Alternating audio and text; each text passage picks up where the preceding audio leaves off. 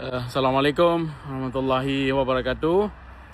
Orangnya tanggal 6 bulan 2 2026. Awak kamu nah di Washington DC orangnya.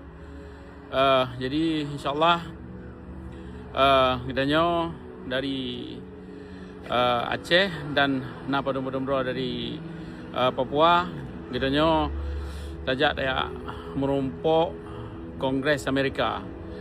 Jadi keadaan di Tinau tengah lepi erat, salju mandangna, salju ada padum-padum yang kau likut mandang dalam ancur. Jadi cuaca lepi erat bengahnya po 8 bengahnya. Insyaallah doa dari orang-orang yang Bandung kamu aja yang merompok Kongres Amerika di Capitol Hill. Capitol Hillnya naga bangunan DPR dan bangunan di MPR orang-orang ke di sana. Ya, jadi tiga doa dari orang-orang ke kamu memendum. Mudah-mudahan apa yang tak pubut berbagah masih.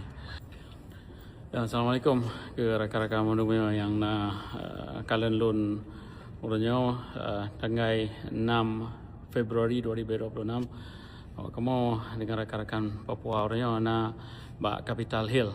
Capitol Hillnya nak ke Kongres Amerika, bangunan Kongres Amerika di Washington DC lon dengan rakan gedanya John Anari dari Papua alian beradanya tirote memojak kenal ya pegah perkara perjuangan dengan salah sidro anggota Kongres Amerika.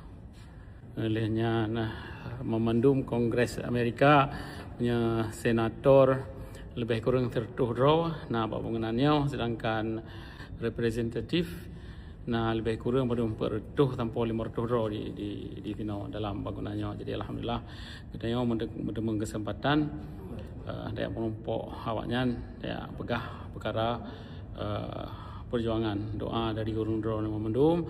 Mudah-mudahan apa yang dia cita-citakan bagah masih. Kongres Amerika dari senator tertuh draw dari pernah yang orang draw ke nitinan DPR pertuh 55 draw.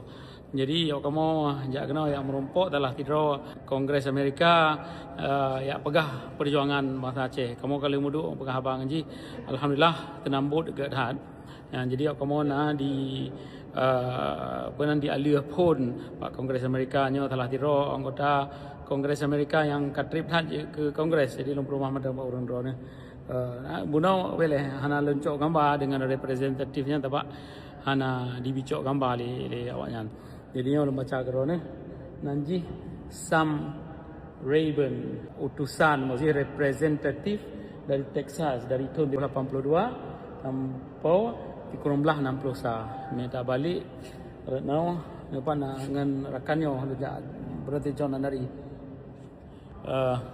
Jadi mi boleh Speaker of the House kurang belah 40 tanpa 46 kurang 52 kurang 55. Jadi beras Speaker of the House, ketua DPR je yang dari tahun baru mulai dari tahun kurang belah 40. Dan dilikutnya boleh represented by the Texas State Society of Washington DC.